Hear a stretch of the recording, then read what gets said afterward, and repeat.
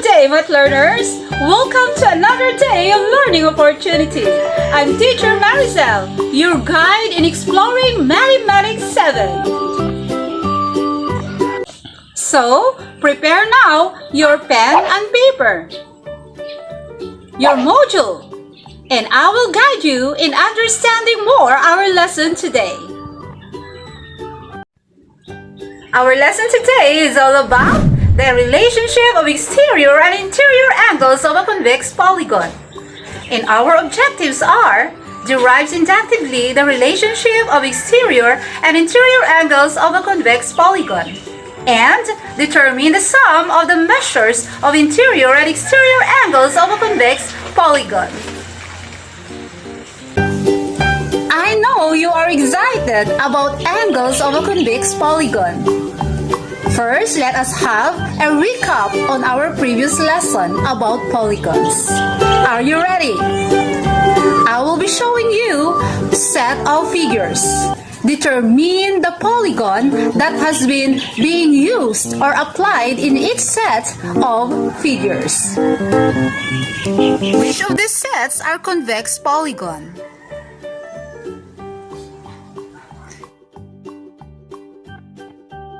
You are correct.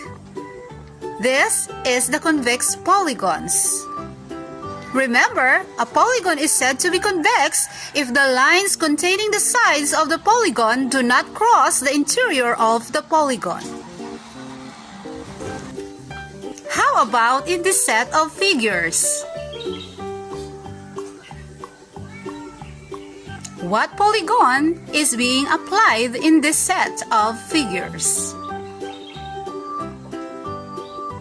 Very good, it's triangle. Remember that a triangle is a polygon with 3 sides and 3 angles.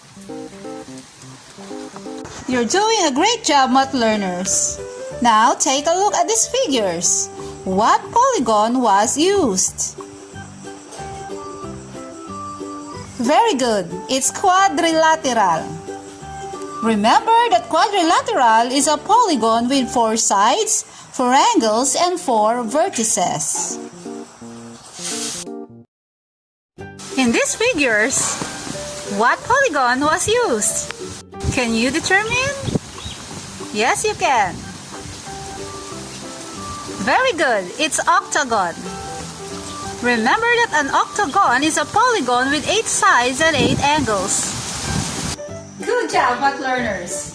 Do not forget our lesson about polygons.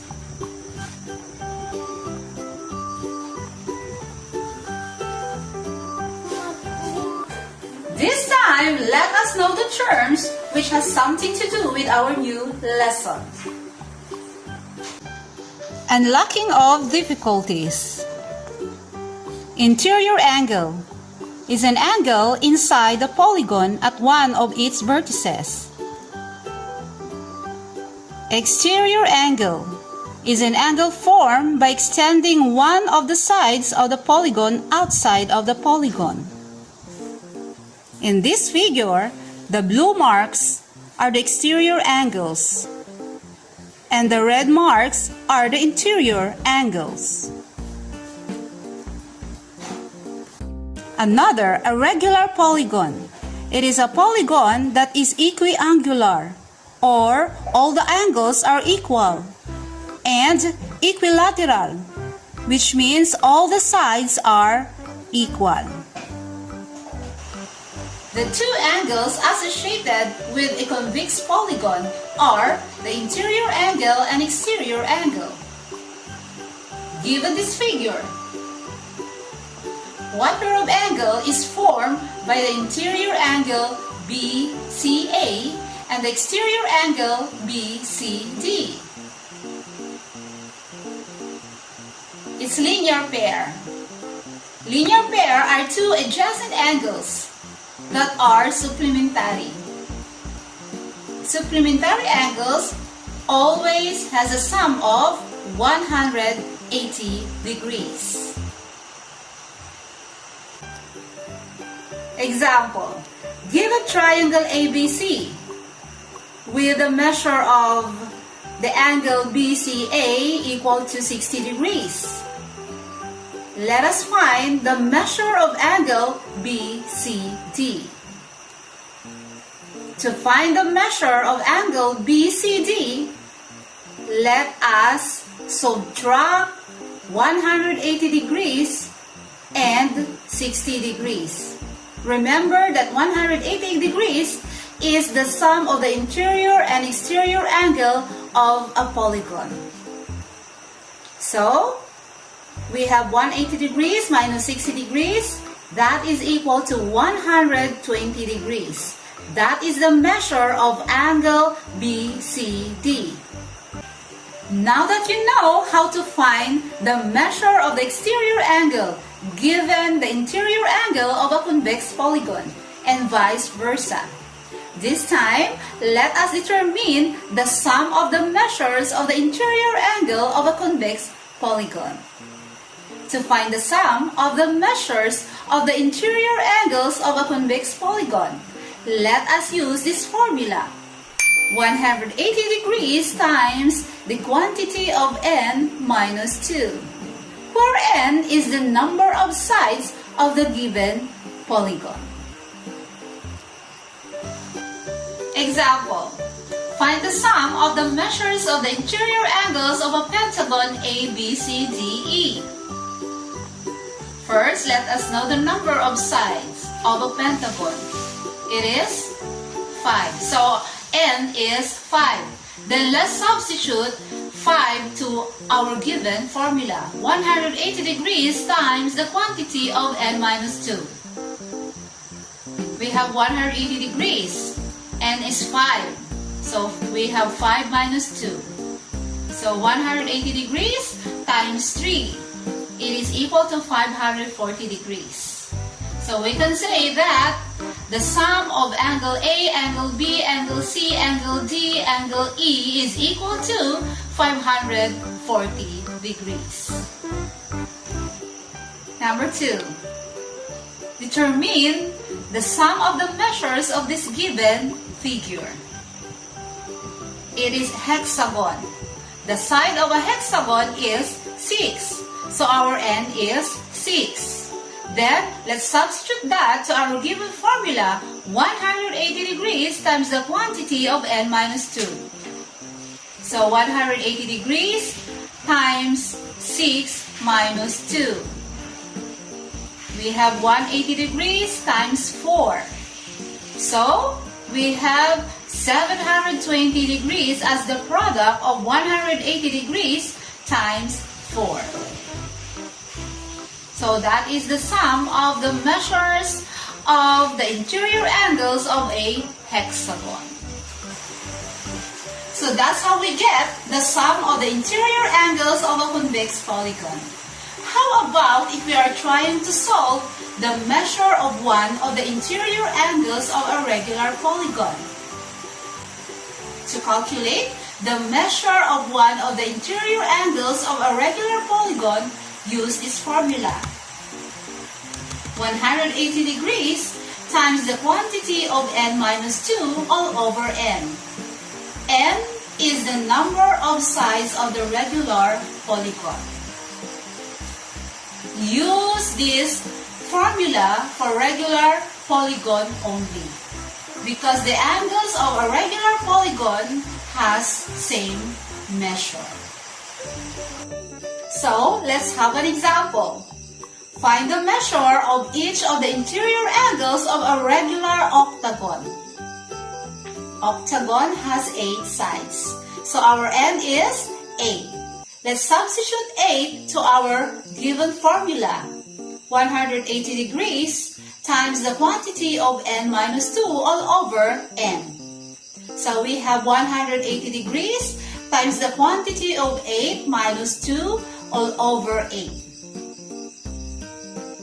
Then, we have 180 degrees times 8 minus 2, that is 6, all over 8.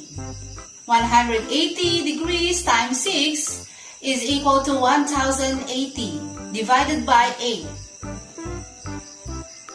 The quotient is 135 degrees. So, 135 degrees is the measure of each of the interior angles of a regular octagon.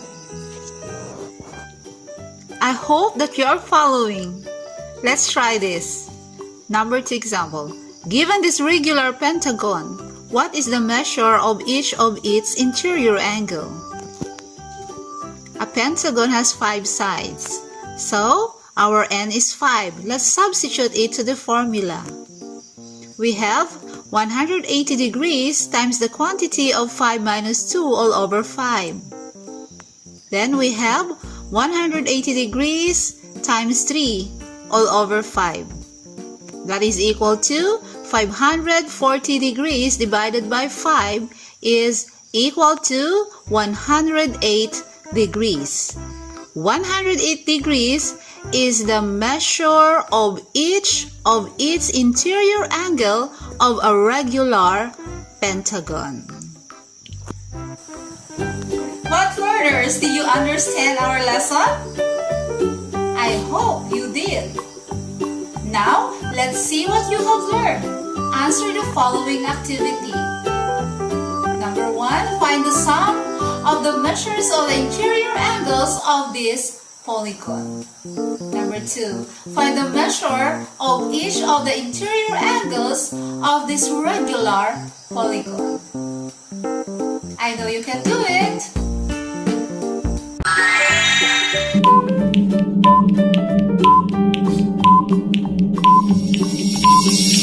Very good. The polygon is a heptagon, so its side is 7. Therefore, the sum of the measures of the interior angles of a heptagon is 900 degrees.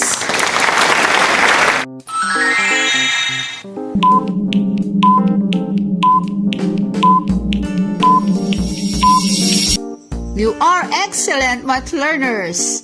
The regular polygon is regular nonagon, and its side is 9. Therefore, the interior or the measure of each of its interior angle is 140 degrees.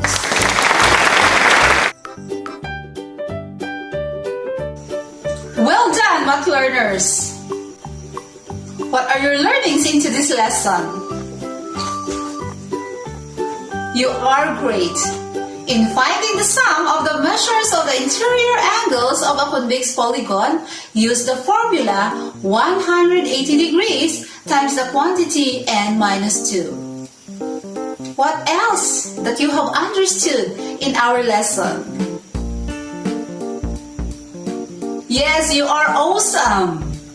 In finding the measure of each of the interior angles of a regular polygon, use the formula 180 degrees times the quantity of n minus 2 all over n. Congratulations, everyone! Now it's time to assess yourself. Identify what is asked in each of the following. Number 1. What is the formula in finding the sum of the measures of the interior angles of a convex polygon? Yes, you are correct. It is 180 degrees times the quantity n minus 2. Number 2. If the polygon has 6 sides, what is the sum of the measures of its interior angles? Very good. It's 720 degrees. And last, we have number 3. What regular polygon that has a measure of 108 degrees in each of its interior angles? Excellent! It is pentagon. Very good, math learners. You really did great today, my dear students. Now, you can answer your self-learning module. Keep on learning. God bless everyone.